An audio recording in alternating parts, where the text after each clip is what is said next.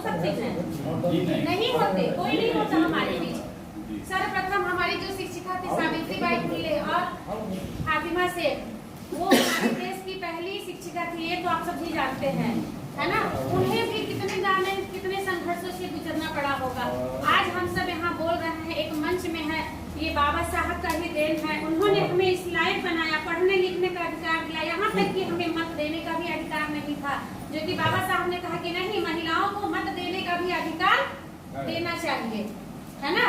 आज हम लोग चुनाव भी लड़ सकते हैं, तो क्या ये अधिकार, ये लोकतंत्र है, धर्मनिरपेक्ष देश है। बाबा साहब संविधान में समानतावाद, जातिवाद, धर्मनिरपेक्ष, इतना जो हमें हक अधिकार देके गए हैं, अगर क्या बाबा साहब नहीं होते, उनके पास 18 डिग्रियों और 32 भाषाओं का ज्ञान था, ये आप सभी जानते होंगे, फिर भी उन्हें साजिश के तहत सांसद में नहीं पहुंचने दिया था, है ना।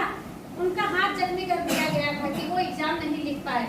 उनकी पत्नी, धर्मपत्नी रमाबाई, उनका जिक्र कहीं नहीं है।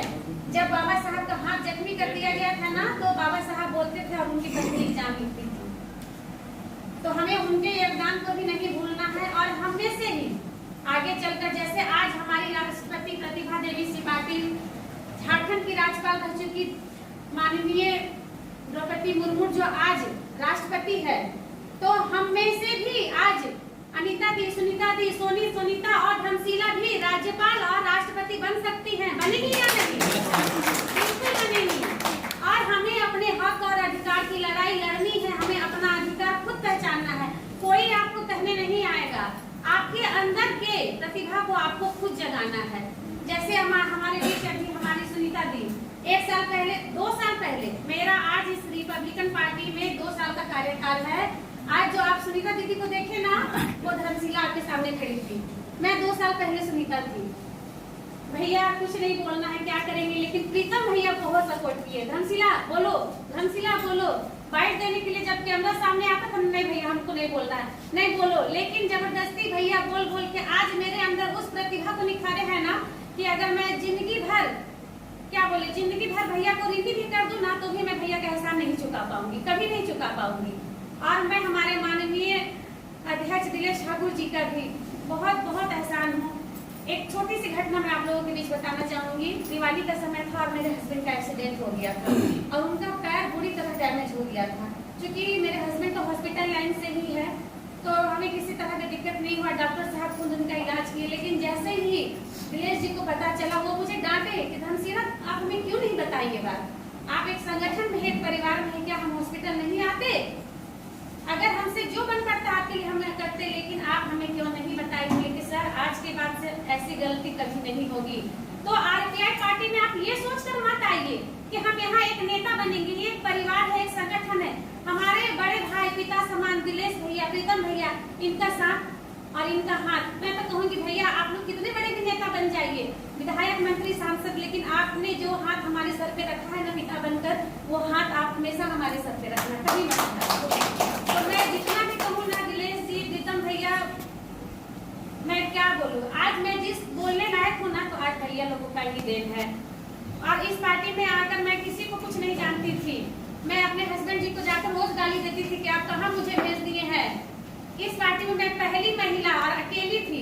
बड़ा ओट लगता था कि सारे पुरुष हैं और मैं अकेली महिला हूँ, कहाँ आप हमको भेज दिए। जाके उनसे लड़ाई भी करती थी, लेकिन वो बोलते थे कि नहीं, प्रीतम भैया बहुत सज्जन व्यक्ति है, जब से मैं उनसे मिला हूँ बहुत प्रभावित हूँ, तुम जाओ करो। और विश्वास मानिए, इस 2 साल के कार्यकाल में जब से मैंने सभी से जान पहचान हुआ है, चाहे मेरा कोई पार्टी से लेकर काम हो या पर्सनली कोई काम हो, कभी भी मैंने भैया को फोन किया है ना, चाहे रात के 11 बजे हो या सुबह के 6 बजे हो, भैया फोन उठाते हैं। हाँ धर्मशीला क्या बात है, अगर वो मेरा पर्सनल कोई प्रॉब्लम होता है ना, ठीक है धर्मशीला मैं आ रहा हूँ, एकदम सपोर्ट करते हैं। ऐसा आपको कोई भी पार्टी में नहीं मिलेगा कि सीधा महासचिव और प्रदेश अध्यक्ष आपसे बात करेंगे, वार्ता करेंगे और आपकी प्रॉब्लम का सलूशन करेंगे। चले जाइए, बहुत सारी पार्टियां हैं, कांग्रेस है, बीजेपी है, वहाँ मंच पे आपको पहुँचना तो दूर से ही टाटा बाय बाय कर दिया जाता है या नहीं? बिल्कुल सही है ना? हाँ? अगर आपको भीड़ देखना है तो आप कांग्रेस में चले जाइए ना, आप बीजेपी में चले जाइए। आप लोगों को लग रहा है कि रिपब्लिकन पार्टी यहाँ ज्यादा भीड़ भाड़ नहीं है। हाँ भीड़ भाड़ नहीं है, हम लोग कोई पार्टी का प्रचार नहीं करते हैं, क्योंकि जो बाबा साहब की विचारधाराओं से प्रभावित होंगे वो खुद चलकर आएंगे। हम किसी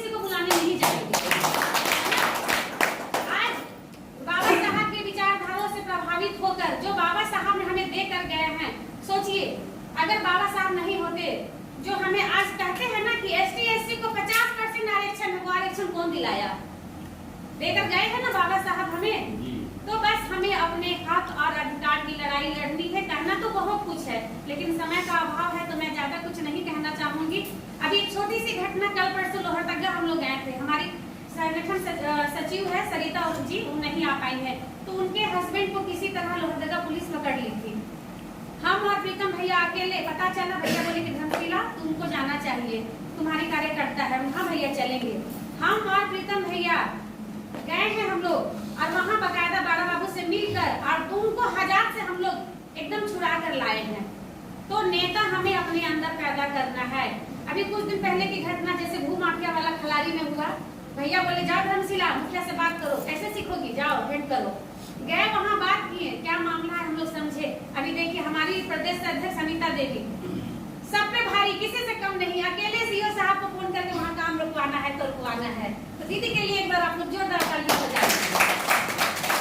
अभी देखिए कुछ दिन पहले ही सिल्ली में ना कांग्रेस और ना ही बीजेपी, सबसे पहले सिल्ली की घटना से आप सब वाकिफ होंगे, सबसे पहले आरपीआई ही पहुंची। और घटना क्या था पता है आप लोगों को, सभी को पता है लगभग, कि वहाँ महतो लोग लोहरा जाति को अपने कुआं से पानी नहीं पीने दे रहे हैं। बताइए, अभी भी ये झारखंड राज्य आदिवासियों का क्षेत्र है और आदिवासी मुख्यमंत्री होते हुए भी आदिवासियों के साथ इतना शोषण और दोहन है। तो इसकी लड़ाई कौन लड़ेगा, कोई अलग से लड़ने नहीं आएगा। इससे की लड़ाई हमें और आपको ही लड़नी है और इसके खिलाफ आवाज उठानी है। जानवरों से बदतर जिंदगी जीने पे वो मजबूर है, किस लिए कि आप छोटे जाति हो, आप दलित हो। मैं अपनी स्वयं की घटना बताती हूँ। जब मैं पार्टी में ज्वाइन की थी ना, उस समय तुरंत मुखिया का इलेक्शन आया था। तो मैंने भैया को कहा कि भैया गांव में इलेक्शन है और फादर इन लोग बोल रहे हैं कि आपको इलेक्शन लड़ना है। भैया बोले जाओ धर्मशिला बिल्कुल लड़ो, जरूरत पड़े तो 10-20 हजार रुपया बोलना, मैं तुम्हें दूंगा लड़ने के लिए। मैं इलेक्शन गई और वहाँ गई और इलेक्शन लड़ी भी। जो पूर्व मुखिया थी उनका वोट आया था 1100 और मेरा वोट आया था 1000। 100 वोट से मैं पीछे रह गई थी। किस लिए कि मैं छोटी जाति से हूँ, पिछड़ी जाति से। वहाँ जातिवाद सामने आया कि नहीं, हम लोग सूत उठ के जाएंगे और पासवान को करेंगे प्रणाम सर, प्रणाम मैडम। उस गांव में राय जी का बोलबाला है। राय जी हम लोग जानते हैं ना सभी, वाले जी। तो इस वजह से मैं वहाँ पे इलेक्शन हारी और मैं पहली बार इलेक्शन लड़ी थी। दूसरी बार भी लड़ी, मैं नहीं हारी। तीसरी बार मैंने फादर इन से कह दिया कि अब मैं नहीं लड़ूंगी, मेरा एकदम हिम्मत खत्म हो गया है। तो उस वक्त पापा ने क्या किया, छोटी देवरानी को खड़ा कर दिए। और आज मेरे घर में मुखिया भी है, मेरी सास वार्ड पार्षद भी है और मेरा भाई जिला परिषद भी है। तो बस इन्हीं चंद शब्दों के साथ मैं अपनी वाणी को विराम देती हूँ। और अभी तो सीखना बहुत कुछ है, हमें बहुत कुछ सीखना है। भैया ने बहुत कुछ रास्ता दिखाया है, निखारा है। और आज एक चीज कहना चाहूंगी, जो हमारी सुनीता दीदी है ना, 2 साल के बाद जब वो बोलेंगी ना, तो आप सबकी तालियों की गड़गड़ाहट उठने नहीं पाएगी। देखिएगा, ये मैं वादा करती हूँ।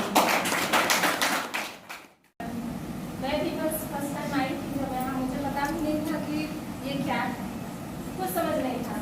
मौसा जी अचानक बुलाए हमको, उस समय कोई नहीं था वहाँ पर, अनिता जी थी, बस हम 2 महिला थे। हमको मालूम नहीं था कि धर्मशिला जी हम लोग का जो अध्यक्ष है, हमको उनसे भी मेरा भी था। फिर हम सोचे यहाँ क्या करेंगे, कहाँ लाके हमको सर्टिफिकेट पकड़ा दिए, फोटो खिंचा लिए, मीडिया वालों लोग आया, कुछ समझ में नहीं आ रहा था कि क्या है ये। हालांकि अपने ससुराल में महिला मोर्चा हम चलाते हैं, महिला समिति चलाते हैं, बहुत सा फील्ड में हम काम करते हैं। लेकिन यहाँ आके इतना ज़्यादा हमको सीखने को मिला है। पहला बात है कि आप ईमानदारी से लोगों के सामने बोल सकते हैं अपने हक के लिए कि हमको ये चाहिए या फिर ये गलत है, ये चीज़ पहले सीखा जाता है। दूसरी बात है कि आप लोग यहाँ जैसे कि होता है कि नहीं, उसके सामने हम कैसे बोलेंगे, वो बड़े ये छोटे हैं। यहाँ पे कोई भेदभाव नहीं है, अनपढ़ है, पढ़े लिखे हैं, ऐसा कोई जरूरत नहीं है यहाँ पर। बस अपने आप में हिम्मत रखिए, हौसला रखिए और इसको पार्टी को आगे बढ़ाइए। और सब तहे दिल से हम अपने मौसा जी ही बोलते हैं, तो एकदम सांडोरा जी का उनका धन्यवाद करना चाहते हैं यहाँ पे हमको दिए मौका बोलने का। और मैं अभी रांची जिला कार्यकर्ता अध्यक्ष हूँ और ये मेरे लिए बहुत गर्व की बात है।